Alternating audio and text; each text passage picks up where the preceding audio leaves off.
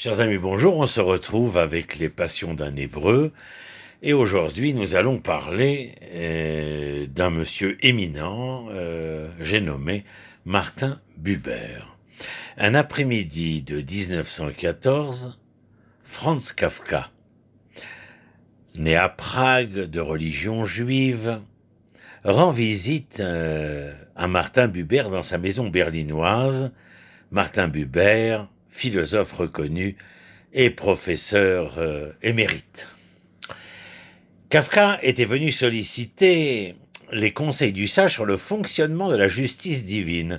Plus de 4 décennies plus tard, la fille de 16 ans du général israélien Moshe Dayan, Yael, est venue chez Buber à Jérusalem pour demander comment de jeunes Israéliens laïcs, comme elle-même, pouvaient être nourris, comme elle l'exprima, par la connaissance et l'amour de la culture juive et de la Bible. Ces chercheurs d'oracles, l'un, Kafka, au sein d'une diaspora précaire et sur le point de disparaître, l'autre, Yael Dayan, fille d'un nouvel État-nation, libérant son peuple des entraves de l'exil. Ces deux personnages symptomatiques encadrent la vie de l'un des grands maîtres spirituels du XXe siècle. Dans un tout nouvel ouvrage, Martin Buber, Une vie de foi et de dissidence, Paul Mendes-Flohr, professeur émérite à l'Université de Chicago et à l'Université hébraïque de Jérusalem, retrace le chemin historique qui conduisit Buber d'Europe en Israël et, tout au long de ce récit captivant, suit le voyage intellectuel de Buber, celui qui devint à la fois une figure vénérée et controversée. Buber est né à Vienne en 1878 au milieu de l'empire des Habsbourg. 3 ans plus tard, lorsque sa mère s'enfuit avec un officier russe, il est envoyé à Lemberg, dans la province impériale de Galicie, où il fut scolarisé à domicile par son pieux grand-père. J'ai dit pieux. La première inspiration littéraire de Buber, étonnez-vous, à l'âge de 16 ans, fut de traduire Ainsi parlait Zarathustra de Friedrich Nietzsche. Il le fit en polonais. Rejetant rapidement l'orthodoxie juive, il commença à tendre vers un idéal où, selon les mots de M. Mendes-Flohr, une vie de véritable rencontre dialogique avec Dieu n'est pas déterminée par les pratiques rituelles et la doctrine théologique traditionnellement prescrite. Cette pensée rebelle à la tradition allait très rapidement avoir un coût personnel élevé pour Martin Buber. « Croyez-moi, confiait-il à un ami, il m'est plus difficile de ne pas observer Yom Kippour qu'il n'y paraît. » Mais plutôt que d'abandonner la tradition juive, Buber cherchera à récupérer pour sa génération un aspect perdu de son enseignement, une syllabe perdue, pourrait-on dire, dans la langue qui était la sienne. Pour ce faire, il commença par rassembler, raconter des histoires de maîtres chassidiques, comme le Baal Shem Tov, des mystiques qui, en sanctifiant le quotidien, remorquent l'intemporel au port du temps, comme disait Buber. Il trouvait dans ces paraboles les heures créatives primitives d'une tradition qui refusait de séparer le sacré du séculier. Son père lui fit remarquer à un moment « Il est bien dommage de consacrer vos talents à un sujet aussi stérile. » Pourtant, sans se laisser décourager, Buber, devenu mature, ayant déménagé à Berlin, prétendit vouloir être ce qu'il appela un humaniste hébreu, à savoir, ce n'est que lorsque nous nous dévoilons les uns aux autres, selon les mots mêmes de Buber, là où la sublime place forte de l'individu est déboulonnée, que le divin peut entrer dans nos vies. Impressionnant, n'est-ce pas? Cet enseignement atteignit des sommets avec la publication de son célèbre ouvrage « Je et tu » en 1923. Un poème philosophique écrit, dit son auteur, sous le charme d'un irrésistible enthousiasme. Ici, Buber distingue 2 types de rencontres. La première est utilitaire, je me rapporte à l'autre comme une chose, un objet à mon usage. Par contre, une rencontre de je-tu Elle serait porteuse d'immédiateté, de responsabilité. Je révèle quelque chose en l'autre et je me laisse révéler par lui.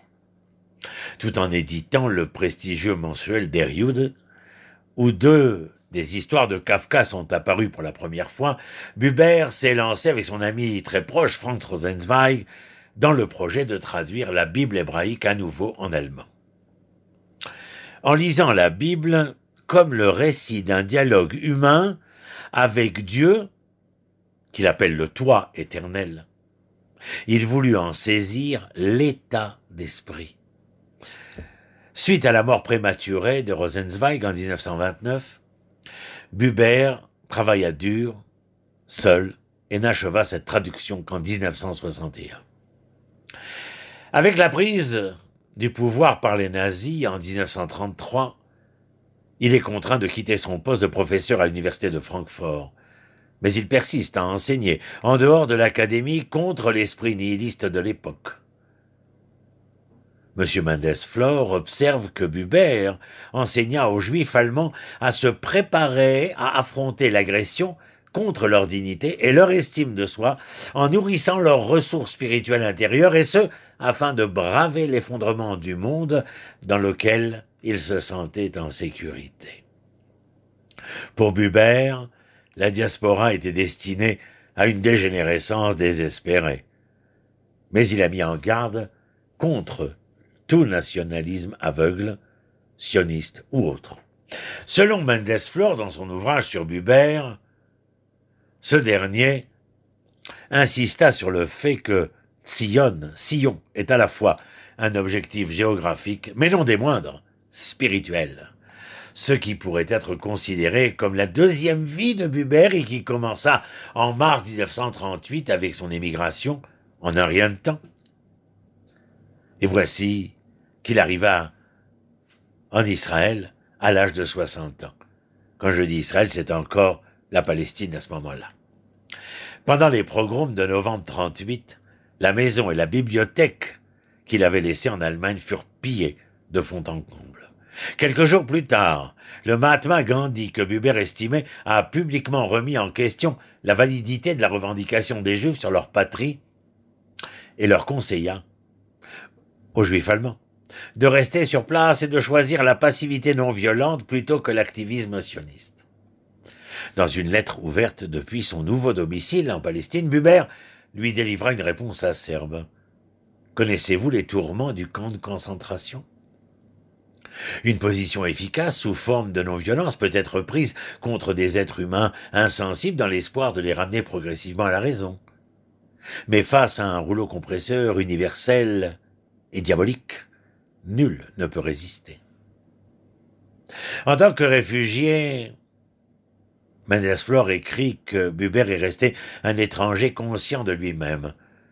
Dans les années 50, il a été récompensé des plus hautes distinctions européennes, notamment le prix Goethe et le prix Erasmus aux Pays-Bas. Le romancier Hermann Hesse l'a salué dans une lettre comme un professeur aimant et un avertisseur pour votre peuple et le monde. Mais ici, à Jérusalem, jamais très aimable avec ses prophètes, elle n'a pas fait, Jérusalem, d'exception pour Buber. Là, il fut attaqué pour avoir accepté de recevoir des prix allemands, pour avoir rencontré dans des conditions amicales le philosophe allemand impénitent et membre du parti nazi Martin Heidegger, pour avoir favorisé le dialogue avec les Palestiniens et aussi préconisé une solution à un État binational au conflit israélo-arabe. Le premier ministre israélien David Ben-Gurion se décrivait comme l'ami, l'admirateur et l'opposant de Buber. Il le trouvait politiquement trop naïf.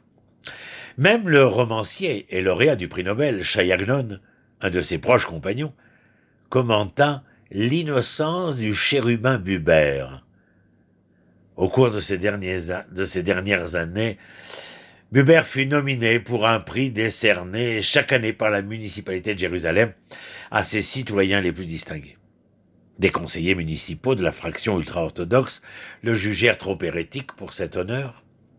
D'autres le jugeaient totalement discrédité suite à son opposition pour des raisons éthiques concernant l'exécution d'Adolf Eichmann, cet officier SS de haut rang que des agents israéliens avaient emmené d'Argentine pour qu'il soit jugé à Jérusalem. Aussi, rappelons-le, la popularité grandissante de Buber auprès des chrétiens. Le théologien protestant Reinhold Niebuhr l'appelait le plus grand philosophe juif vivant.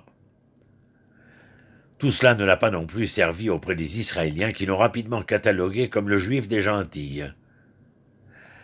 Dominique Bourrel a publié Martin Buber, Sentinelle de l'humanité chez Albin Michel et une édition de la correspondance de Buber. Voici comment il le présente. Il est avec Freud, Einstein et Kafka l'un des penseurs juifs les plus connus du XXe siècle, dont il a vécu les tragiques bouleversements. Né à Vienne, ayant passé son enfance en Galicie et parcouru l'Europe dans sa jeunesse, il est vite devenu une figure majeure du judaïsme allemand et du premier sionisme. Installé à Jérusalem à partir de 1938, il s'imposera comme un penseur incontournable et sera invité dans le monde entier. Son destin exceptionnel croise ceux de Herzl, Freud, Einstein, Rosenzweig, Kafka, Stefan Zweig, Gershon Scholem, Mahatma Gandhi, Bachelard, Jung, Heidegger, Lévinas, Ben Gurion et de tant d'autres, comme en témoigne sa correspondance foisonnante.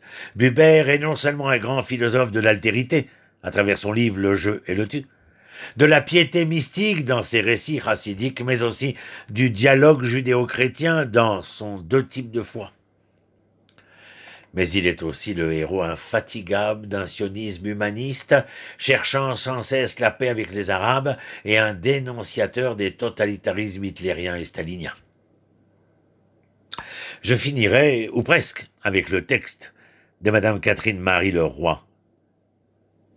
Dans son ouvrage, Martin Buber, précurseur du personnalisme, elle écrit « La relation je tue instaure une unité qui est une communion de personnes. Celle-ci constitue la base et la source de la communauté véritable. La communauté s'oppose à la collectivité. Une collectivité, pour Buber, c'est un ensemble d'individus poussés à former un groupe avec comme seule unité la totalité du groupe, alors qu'une communauté résulte de la volonté d'une multitude d'hommes d'être les uns avec les autres. La collectivité, elle est fondée sur une organisation extérieure de la vie personnelle. L'industrie, par exemple, réduit les hommes à leur stricte capacité corporelle.